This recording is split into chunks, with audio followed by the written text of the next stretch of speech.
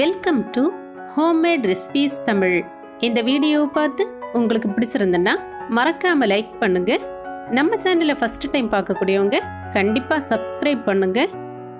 எந்த விதமான நஷ்டமும் இல்லாம இலவசமாக கிடைக்கக்கூடிய இந்த ரேஷன் கடை புழுங்கல் அரிசி வச்சு நிறைய ரெசிபீஸ் பண்ணலாம். நம்ம இதுக்கு முன்னாடி இட்லி மாவு, புட்டு மாவு ரெசிபீஸ் எல்லாம் பார்த்துருக்கோம். இது வச்சு தேங்காய் சோறு கூட நம்ம ரெடி பண்ணியிருக்கோம். இன்னைக்கு நம்ம பார்க்க போகிறதும் ஒரு புட்டு மாவு ரெசிபி தான். ஆனால் இதுக்கு முன்னாடி நம்ம பார்த்த புட்டு மாவு ரெசிபி கிடையாது. இது வேறு விதமாக இருக்கும். ஃபஸ்ட்டு நம்ம ரெடி பண்ணினதில் பச்சரிசியும் கலந்து புட்டு மாவு தயாரித்து அதை கடைசியாக நம்ம வறுத்து ஸ்டோர் பண்ணி வைக்கிறது மாதிரி இருக்கும். ஆனால் இந்த புட்டு மாவு அப்படி கிடையாது. நம்ம இதை வறுக்க வேண்டிய அவசியம் கிடையாது, அப்படியே ஸ்டோர் பண்ணி வைக்கலாம். இந்த புட்டு வேக வச்சதுக்கு அப்புறமா நம்ம சொன்னாலே தவிர மற்றவங்களால இது ரேஷன் அரிசியில் செய்த புட்டுன்னு கண்டுபிடிக்கவே முடியாது. அந்த அளவுக்கு நல்ல சூப்பராகவே இருக்கும். நான் சொல்ல வேண்டிய அவசியம் இல்லை, உங்களுக்கு பார்க்கும்போதே தெரியும். இப்போ இந்த புட்டு மாவு நம்ம வீட்டு மிக்சியிலேயே ரொம்ப ரொம்ப ஈஸியாக எப்படி ரெடி பண்ணுறதுன்னு வாங்க பார்க்கலாம். இப்போ இந்த புட்டு மாவு தயாரிக்கிறதுக்கு நான் ரேஷன் கடை புழுங்கல் அரிசி எடுத்திருக்கேன். இந்த ரேஷன் கடை புழுங்கல் அரிசி நான் எதுக்கு எடுத்திருக்கேன்னா, நமக்கு ஒரு பைசா கூட செலவில்லாமல் புட்டு மாவு ரெடி பண்ண முடியும். அதுக்கு வேண்டி தான் எடுத்திருக்கேன். இப்போ நீங்கள் இந்த அரிசிக்கு பதிலாக எந்த புழுங்கல் அரிசி வேணாலும் யூஸ் பண்ணலாம், ஒன்றும் பிரச்சனை கிடையாது. அதே போல் நம்ம ரேஷன் கடை புழுங்கல் அரிசி எடுக்கும்போது இந்த மாதிரி நல்ல தரமான அரிசி எடுக்கணும். கல், மண், குருணை எல்லாம் நீக்கி நல்ல சுத்தப்படுத்தினதுக்கு அப்புறமா தான் இந்த புட்டு மாவு நாம் ரெடி பண்ணணும். முதல்ல இந்த அரிசியை நாம் நல்ல சுத்தமாக கழுவி எடுக்கலாம். இந்த ரேஷன் அரிசியை பொறுத்த வரைக்கும் 4-5 தண்ணியில் நல்ல சுத்தமாக கழுவி எடுத்தால் தான் இந்த புட்டு மாவு நல்லா இருக்கும். இப்படி நல்ல சுத்தமாக கழுவி எடுத்ததுக்கு அப்புறமா இந்த அரிசியில் தண்ணி ஊற்றி மூடி போட்டு 2 மணி நேரத்திலிருந்து 3 மணி நேரம் வரைக்கும் நம்ம ஊற வைக்கலாம். இந்த மாதிரி 2 மணி நேரம் கழித்து நம்ம மூடி ஓப்பன் பண்ணி பார்க்கும்போது இந்த அரிசி நல்லா ஊறி இந்த மாதிரி இருக்கும். இனி இந்த அரிசியில் இருக்கக்கூடிய தண்ணியெல்லாம் நம்ம வடிகட்டி எடுக்கணும். ஒரு பாத்திரத்தில் இந்த மாதிரி ஒரு வடிகட்டி வச்சு இந்த அரிசியில் இருக்கக்கூடிய தண்ணியெல்லாம் வடிகட்டி எடுக்கலாம்.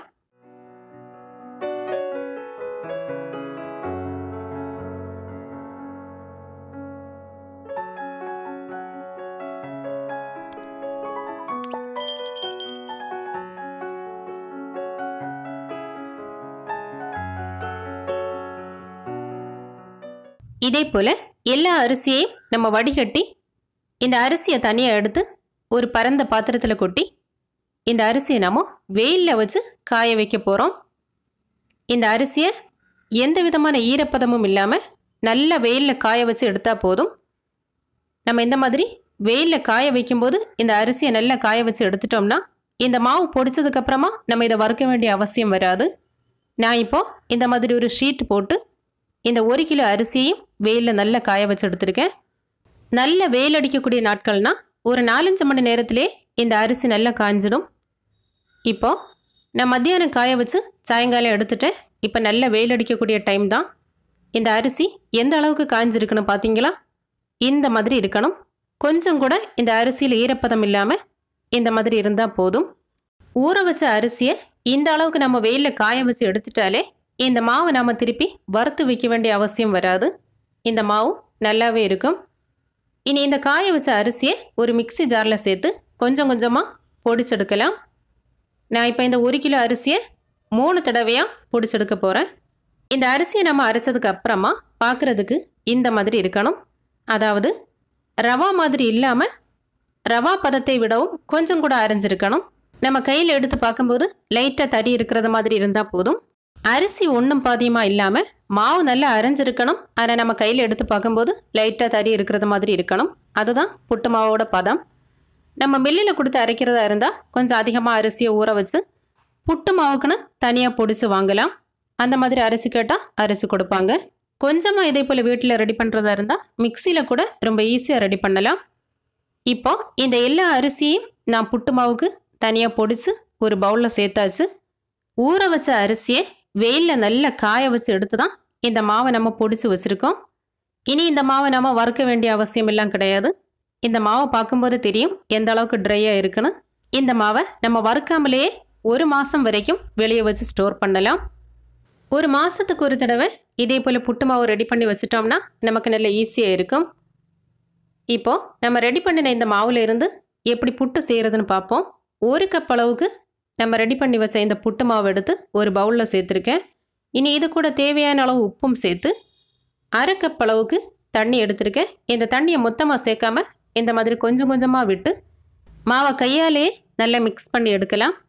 இந்த மாதிரி தண்ணியை கொஞ்சம் கொஞ்சமாக விட்டு மிக்ஸ் பண்ணும்போது தான் கரெக்டான அளவு தண்ணி சேர்க்க முடியும்.